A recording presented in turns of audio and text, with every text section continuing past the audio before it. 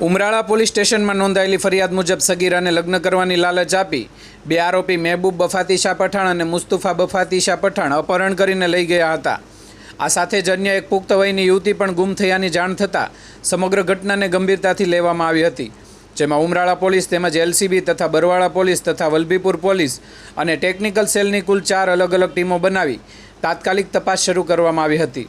Technical surveillance અને human ઇન્ટેલિજન્સના આધારે Barwala police station વિસ્તારમાં બંને યુવતીઓ હોવાની ચોક્કસ માહિતી મળતા પોલીસ ટીમે ઝડપી કાર્યવાહી કરી પરિણામે માત્ર 5 કલાકમાં જ બંને યુવતીઓને સલામત છોડાવી લેવામાં આવી અને બંને આરોપીઓને રાઉન્ડ અપ કરીને કાયદેસરની કાર્યવાહી હાથ ધરવામાં આવી છે।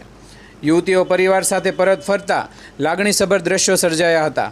પરિવારે ભાવનગર રેન્જના આઈજીપી તેમજ જિલ્લા પોલીસ અધિક્ષક તેમજ સમગ્ર પોલીસ ટીમનો આભાર વ્યક્ત કર્યો હતો। આ સમગ્ર કામગીરીમાં ઉમરાળા પોલીસ તેમજ એલસીબી તેમજ બરવાળા પોલીસ તેમજ વલભીપુર પોલીસ અને ભાવનગર ટેકનિકલ સેલની ટીમે મહત્ત્વની કામગીરી કરી હતી।